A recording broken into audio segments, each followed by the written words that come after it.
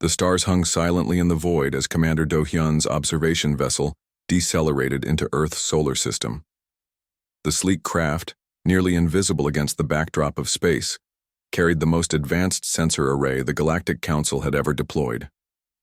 This was the 12th routine observation mission to document the decline of yet another doomed species.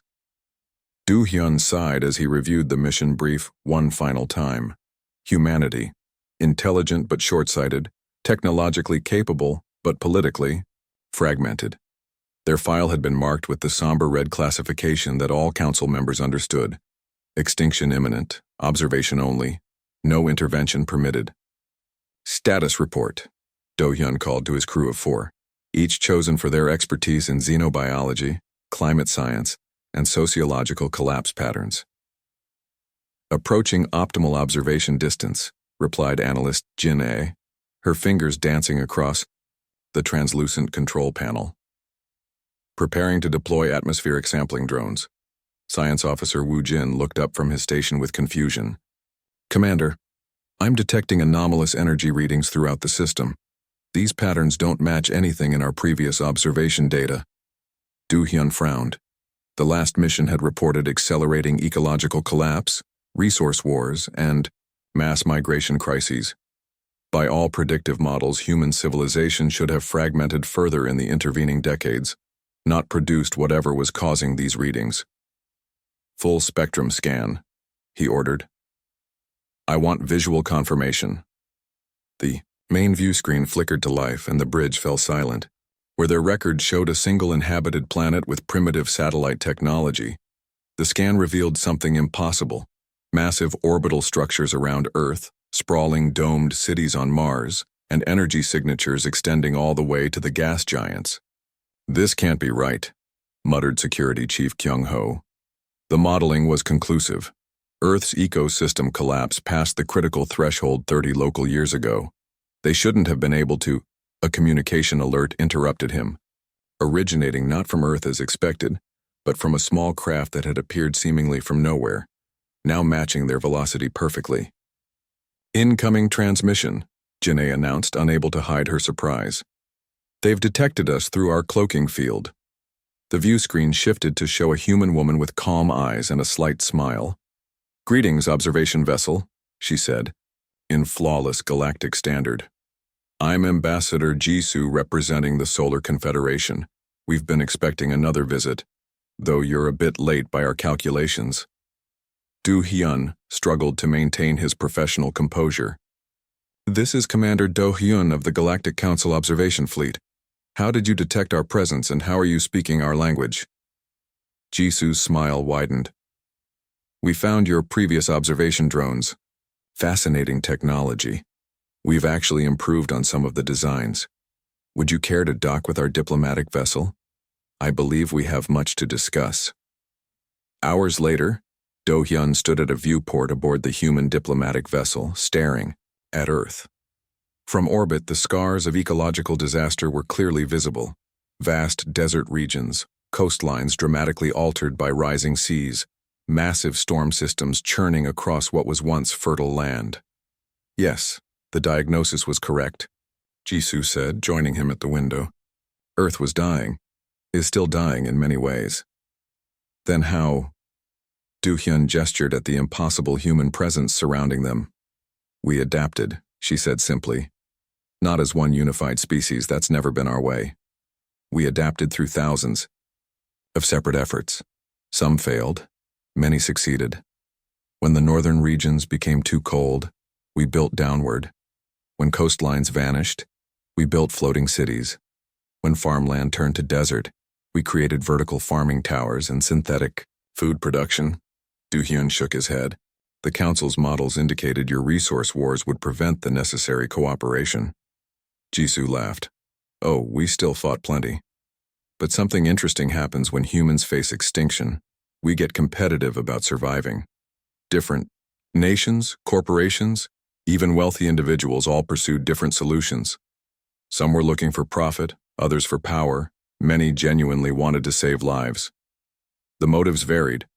But the results? She gestured to a passing space station, visible through the viewport, speak for themselves. Our scientists calculated that your technological progression was at least a century away from viable space colonization, Do-hyun said. Your scientists didn't account for desperation as a catalyst for innovation, Jisoo replied. When Earth's systems began final collapse, we didn't have the luxury of perfect solutions or ideal timelines. We had thousands of imperfect solutions implemented simultaneously. A notification chimed and Jisoo checked a slim device on her wrist. Ah, the tour of our Mars agricultural domes is ready whenever you are. I think you'll find our adaptation to Martian soil particularly interesting. As they walked through the ship's gleaming corridors, Do-hyun noticed details that spoke volumes.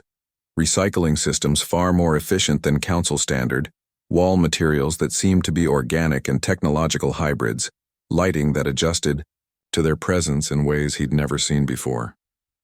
The council classified humanity as a terminal case, Do-hyun said quietly. A formality before extinction. Jisoo stopped walking and turned to face him fully. Commander, if there's one thing you should understand about humans, it's this. We've never been good at accepting other people's limitations. Extinction? That was just another problem to solve. Do-hyun felt a chill run down his spine. In all, his years cataloging the rise and fall of species across the galaxy, he'd never encountered one that treated their own extinction as simply a formality. The observation team sat in stunned silence as Ambassador Jisoo's presentation concluded. The holographic display hovering above the conference table faded, leaving them in the softly lit meeting room aboard the human diplomatic vessel. Questions? Jisoo asked, looking around at the 5 alien visitors with a patient smile. Do-hyun cleared his throat. You're telling us that humanity faced complete extinction and just worked around it? That's simplifying things a bit, Jisoo said. But essentially, yes. Medical Officer Sunmi leaned forward, her scientific curiosity overcoming her shock. But the atmospheric toxicity levels alone should have killed us? Jisoo finished. They nearly did. The first generation of atmospheric processors only bought us time. We lost millions before the air scrubber technology caught up with the degradation.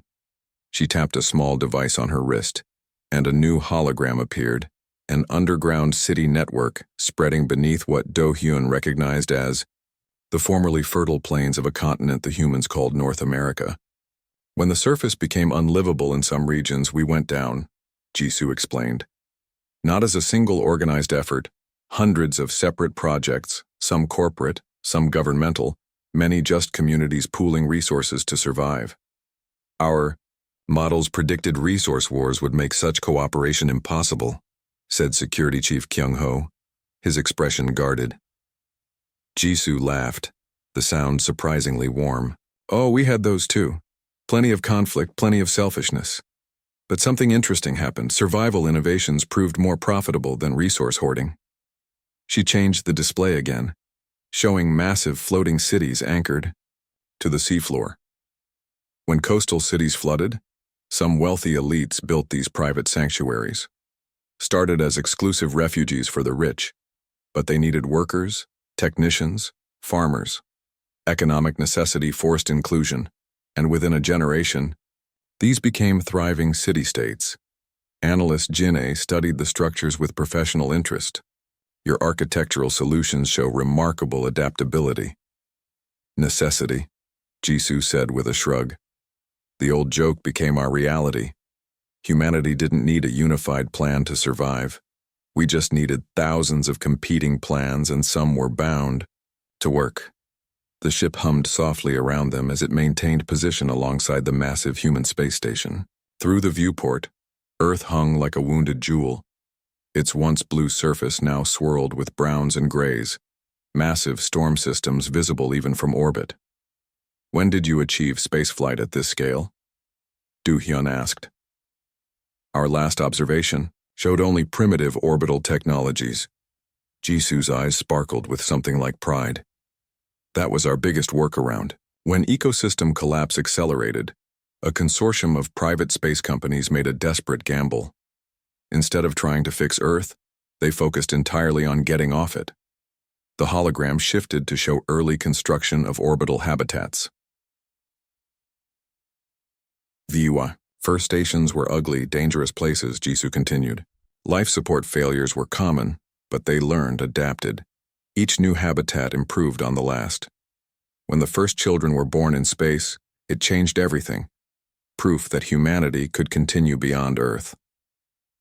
Science Officer Wu Jin had been quiet until now, his analytical mind working through the implications. This level of technological advancement should have taken centuries based on your development trajectory. Under normal circumstances, yes, Jisoo agreed. But extinction is quite motivating. When traditional research funding models collapsed along with governments, scientific progress became decentralized. Open-source survival technology, parallel development paths, radical solutions no one would have tried if safer options existed. She changed the display again, showing humans with subtle modifications, enhanced lung capacity, radiation resistance, optimized metabolisms. Some communities chose biological adaptation, she explained. Controversial at first, but when your grandchildren can breathe air that would kill you, ethical debates become somewhat academic.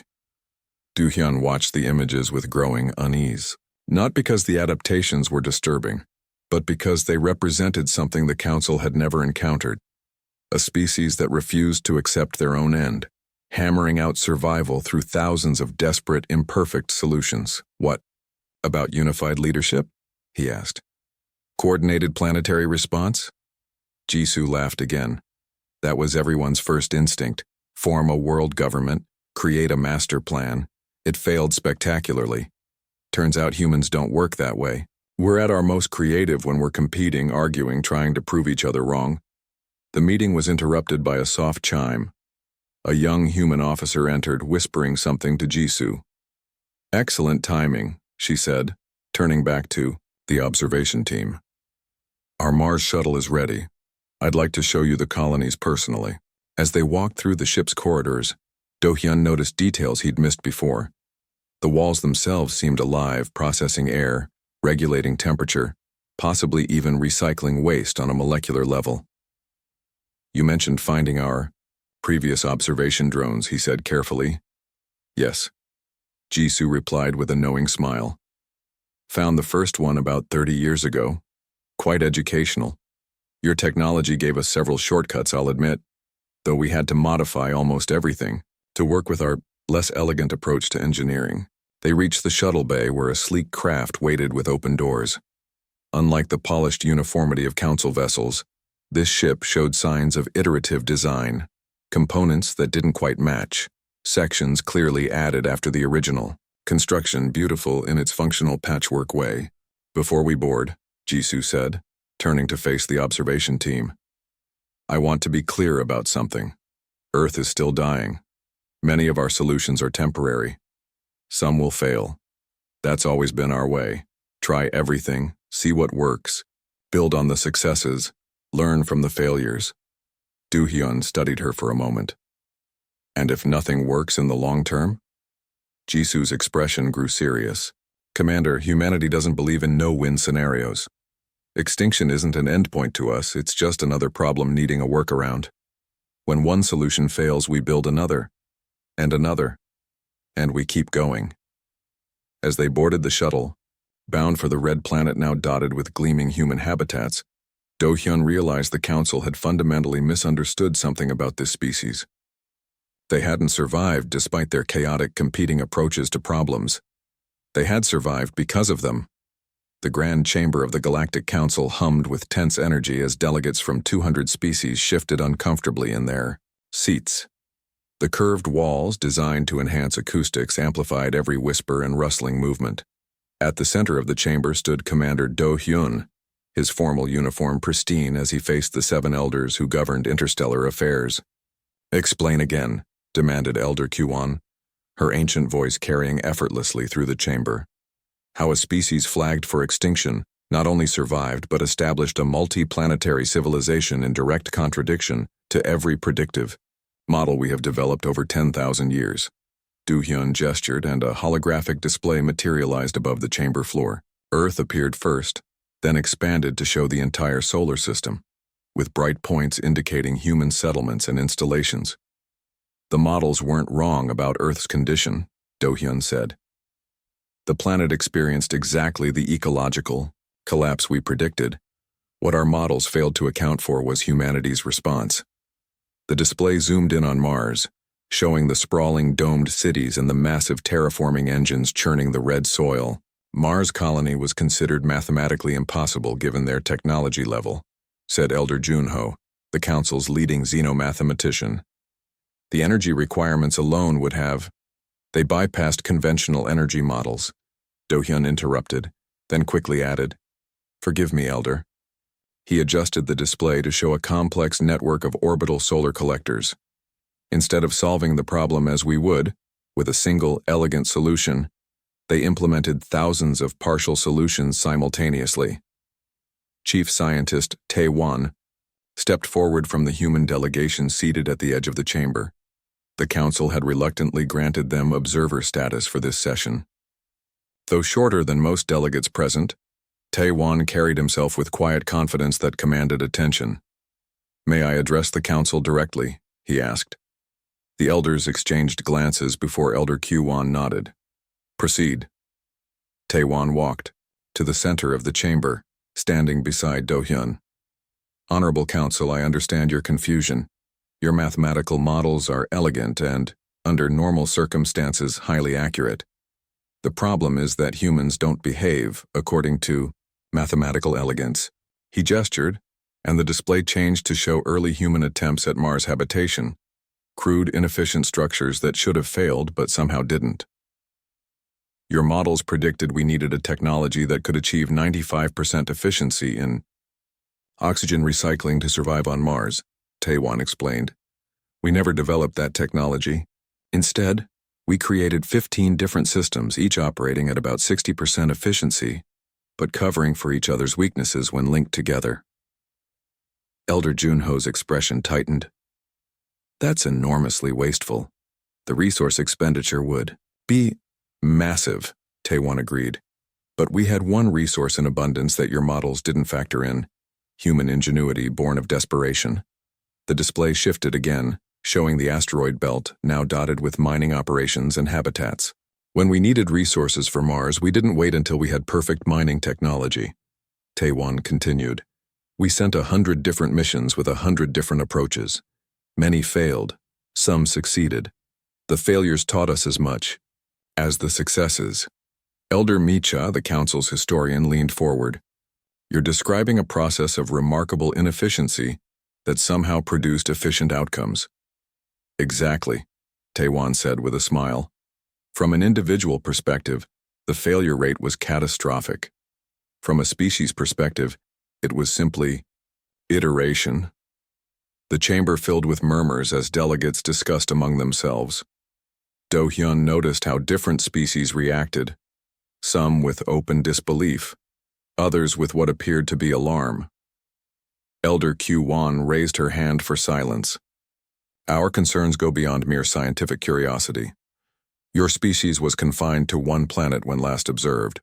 Now you have spread throughout your system without adhering to the established developmental patterns that ensure stable expansion." Taiwan nodded thoughtfully. "I understand your concern. From your perspective, we've grown too quickly, like a cell multiplying at an uncontrolled rate." "A cancer," whispered one delegate, though the acoustic design ensured everyone heard. If Tae-won was offended, he didn't show it. An interesting analogy. But cancer lacks purpose and direction. What humanity demonstrated wasn't mindless growth, but adaptive survival. He motioned again, and the display showed the massive orbital habitats around Jupiter, structures that looked like they'd been built, rebuilt, and modified countless times, lacking the sleek uniformity of council designs but humming with vibrant life. "Your mathematical models told you we would fail," Tae-won said, his voice growing more passionate. "And by your calculations, we should have." The council determined that building habitable structures in Jupiter's radiation belt was impossible without shielding technology we were centuries from developing.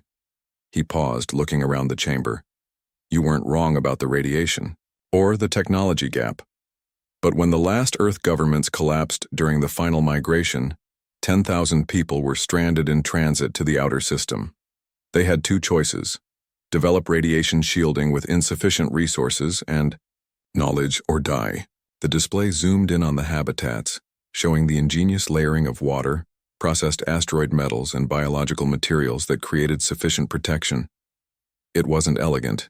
It wasn't even safe by your standards, Taewon continued. The first generation suffered radiation sickness, but they learned, adapted. Each habitat section improved on the last. Today, 4 generations later, Jupiter's colonies have the lowest cancer rates in our system. Elder Junho shook his head. This defies mathematical logic. With respect, Elder, Taewon replied, it only defies the logic that assumes there is one correct path to a solution. Humans excel at finding unexpected paths. The display changed again, showing resource extraction from Saturn's rings, operations that, by Council standards, should have required technology at least 5 centuries beyond human development. When Council scientists pointed out that certain human approaches were mathematically guaranteed to fail, Taewon said, they were applying rational analysis to a species that had already beaten impossible odds. The math said we were extinct already. We've found working with impossible odds to be quite liberating. The chamber fell silent as the implications sank in. Do-hyun watched the elders' reactions carefully. He had come to respect the humans during his extended observation mission, but he also understood the Council's concerns. A species that didn't follow predictable patterns was inherently destabilizing to the careful order the Council maintained. What you're describing, Elder Q-Wan finally said, is not just technological anomaly but a fundamentally different approach to existence than any species we've encountered in 50,000 years of Council history. Taewon looked around, the chamber, meeting the gaze of various delegates before turning back to the elders. Yes, he said simply. We call it being human. The observation deck of the Galactic Council station offered a spectacular view of the swirling nebula beyond. The reinforced viewport. Ambassador Jisoo stood quietly, hands clasped behind her back, watching the cosmic gases shimmer in purple and blue hues. The beauty of the scene contrasted sharply with the tension filling the room behind her. This is an outrage. The booming voice belonged to Ambassador Krill of the Drawn Empire, a towering figure whose exoskeleton clicked with each agitated movement. The humans have violated 3 separate provisions of the Non-Interference Compact. Jisoo turned slowly from the viewport, her expression calm despite being the focus of hostile attention from most of the 24 diplomatic representatives gathered in the chamber. The compact only applies to established territorial claims, she replied evenly. The Talaris system was marked as unclaimed frontier space in all Council registries. Council mediator Yoon-ji, chosen for her reputation for impartiality, raised a hand for attention. Though physically smaller than most delegates, present her position commanded respect. Let's establish the facts before proceedings continue, she said. 3 standard months ago, human exploratory vessels entered the Talaris system and established a research outpost on the 4th planet. 2 weeks later, Drawn warships arrived claiming the system as their territory. Is this correct? The claim was officially filed yesterday, noted the archivist, a small hunched being whose species specialized in factual record-keeping. Ambassador Krill's outer mandibles flared. The Drawn Empire has had interest in that region for centuries. These newcomers deliberately provoked us by establishing presence in a system clearly within our sphere of influence. Do-hyun, now serving as Council liaison to humanity, cleared his throat. The records indicate no prior claim. The humans followed proper protocol for frontier settlement. The outpost houses 12 researchers, Jisoo added. Hardly an invasion force. Krill's exoskeleton rattled, a sign of agitation that the universal translators couldn't convey. Those researchers refused to evacuate when properly instructed by our fleet commander.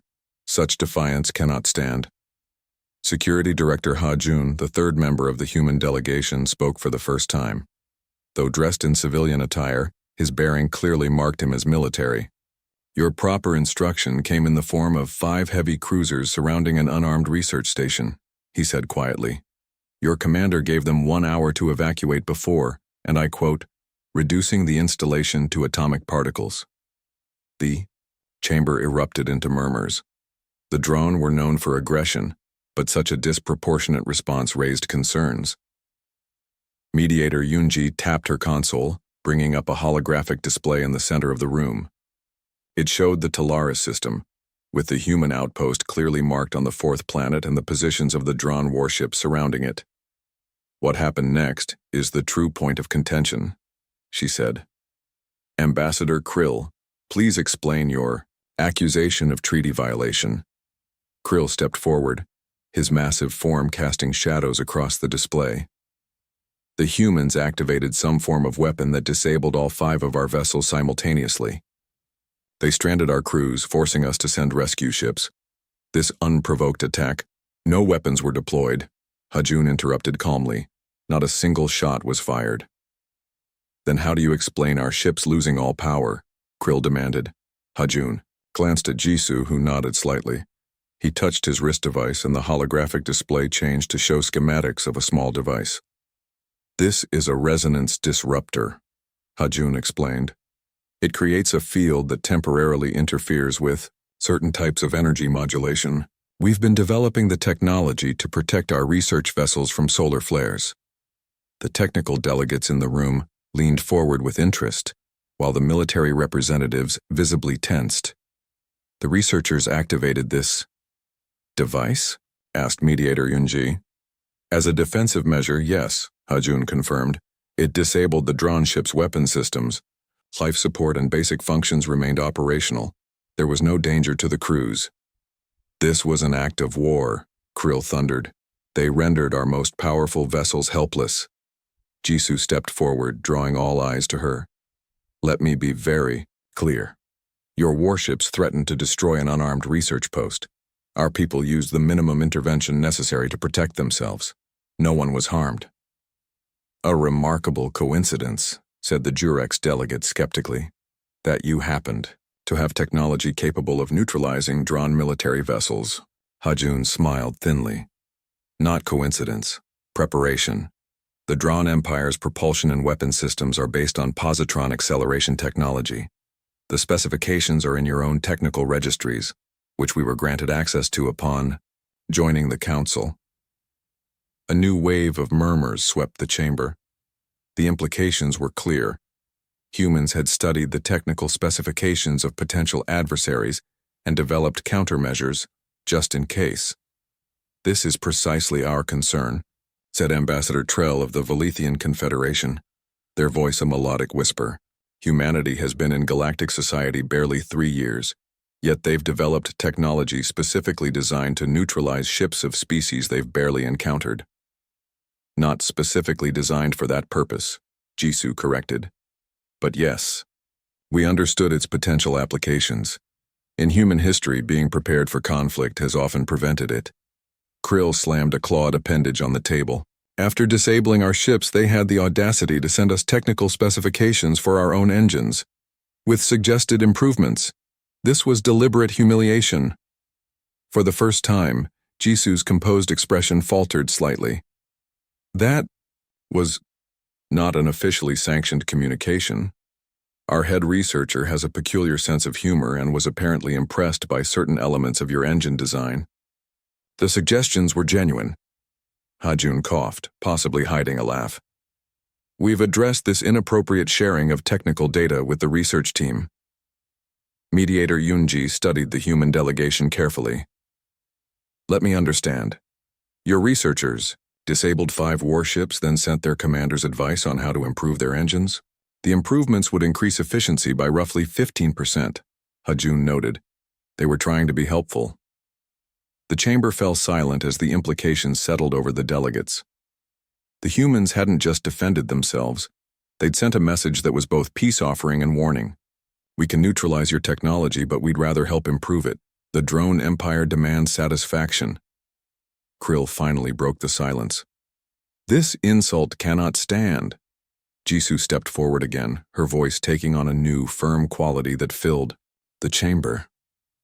Security Director Hajun has been authorized to provide a full technical briefing on the resonance disruptor technology to the Council Security Committee, including its limitations and countermeasures.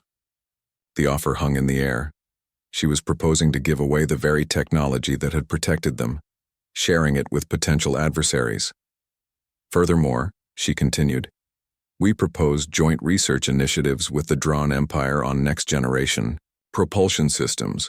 Our engineers believe there's potential for significant mutual benefit. As the delegates processed this unexpected offer, Hajun looked directly at Ambassador Krill. The research station remains in place.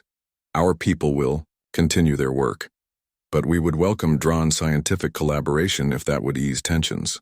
This is not how diplomacy is conducted, the Volithian delegate protested. Du Hyun, who had been quietly observing, finally spoke. By your standards, perhaps not. But I've learned that humans function differently. Where other species seek advantage, humans often seek exchange.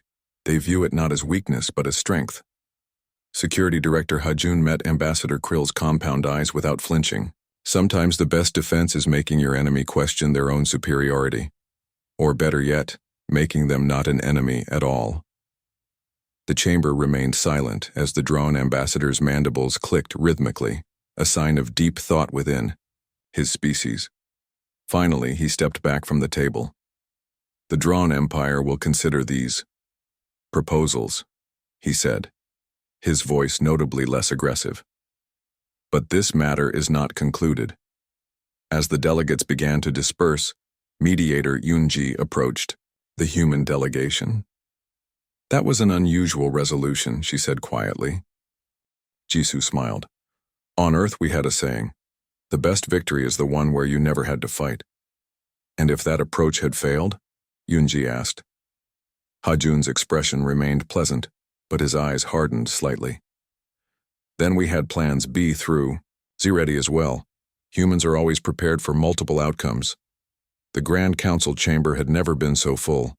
Representatives from every known spacefaring species crowded the tiered seating that rose in a perfect circle around the central platform. The usual orderly proceedings had given way to a constant nervous murmur as delegates whispered to each other, their faces illuminated by the ominous red glow from the massive holographic display dominating the chamber's center. Elder Q1 stood at the speaker's podium, her ancient face grave as she addressed the assembly. 100 years had passed since humanity had been formally welcomed into the galactic community.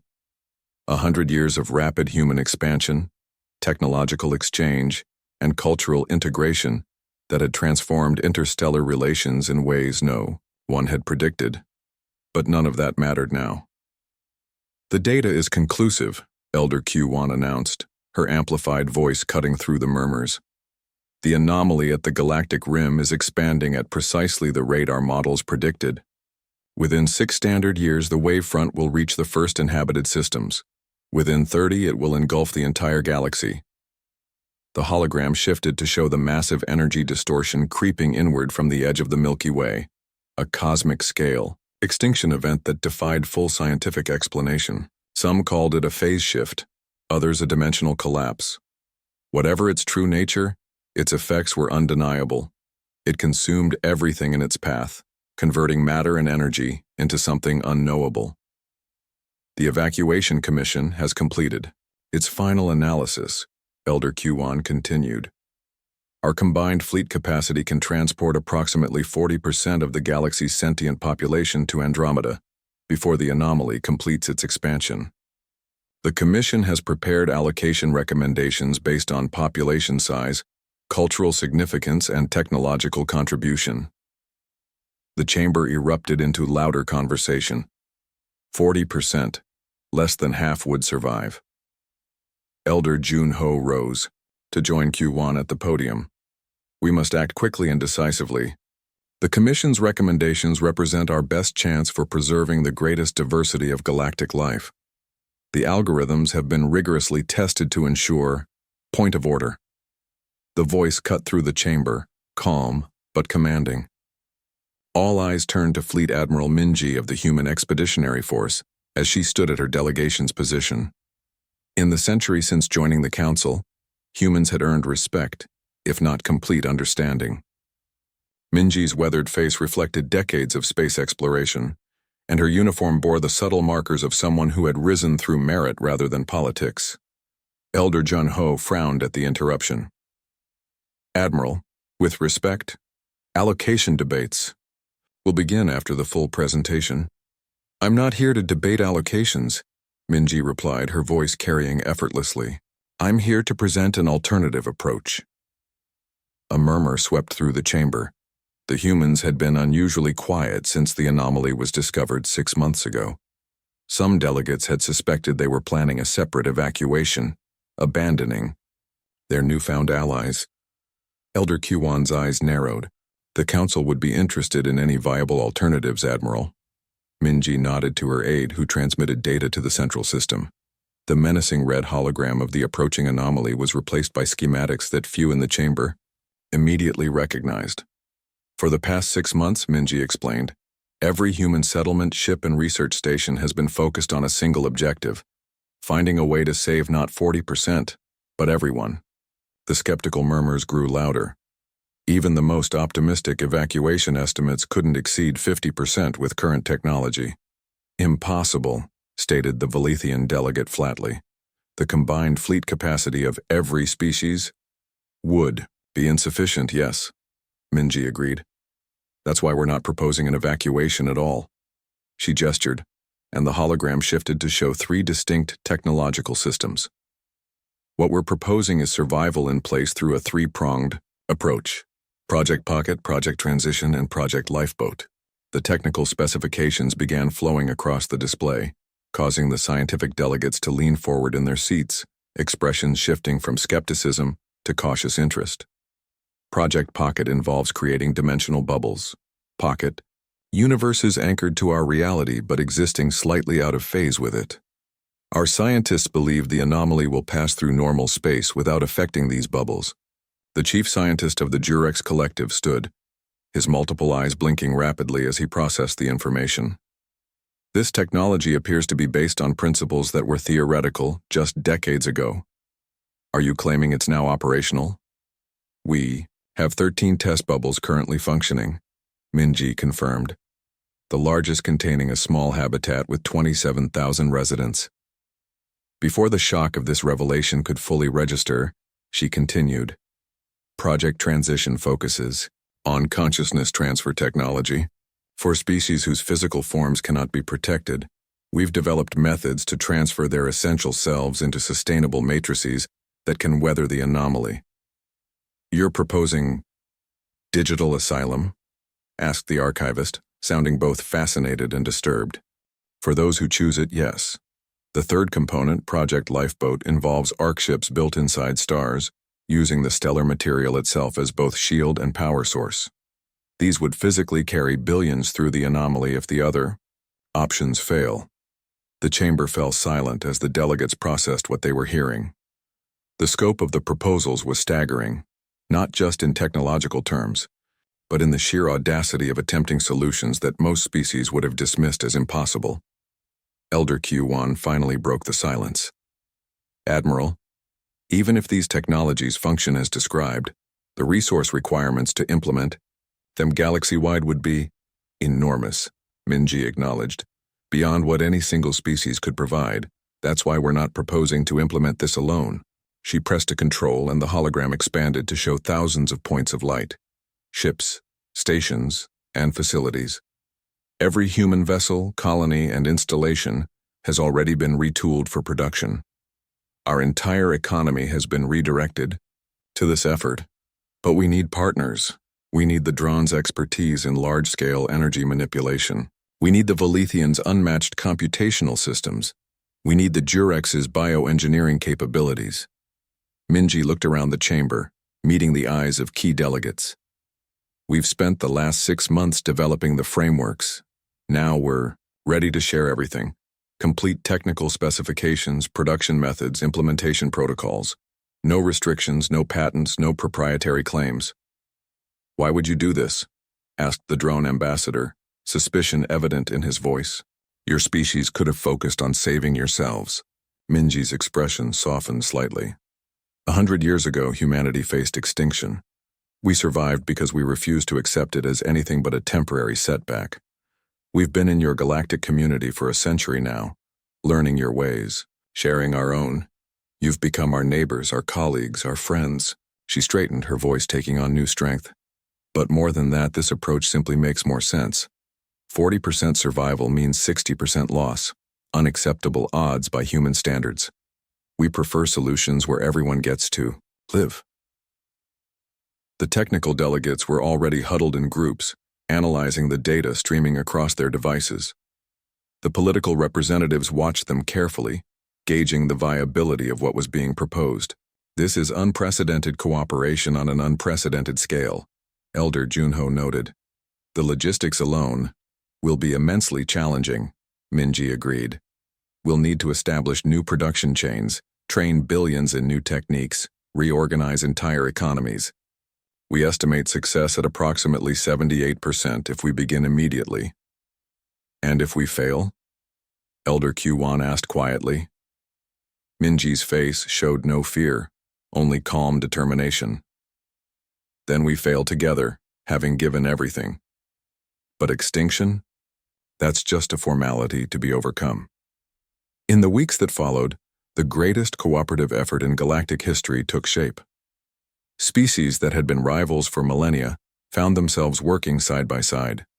The drone devoted their military production facilities to creating dimensional anchors. The Velithians opened their computational networks to all species. The Jurex shared biological secrets they had guarded for generations. And at the center of it all were the humans, organizing, adapting, improvising solutions when established methods failed. Their chaotic approach to problem-solving proving to be exactly what was needed, as the anomaly continued its inexorable approach. 100 years after being welcomed into a galactic community that had once written them off as doomed, humanity had transformed from newcomers to leaders in the greatest survival effort ever attempted. As species after species committed their resources to the human plan, the prediction models slowly shifted from probable extinction to possible survival. When the anomaly finally reached the galaxy's edge, it found not prey awaiting slaughter, but a civilization prepared. Billions sheltered in pocket dimensions, others preserved in consciousness matrices, more aboard stellar arc ships. Not 40% saved, but virtually all. In the new existence beyond the anomaly's passage, the Council finally understood what humans had been trying to teach them all along. When facing extinction, the only unacceptable approach was acceptance.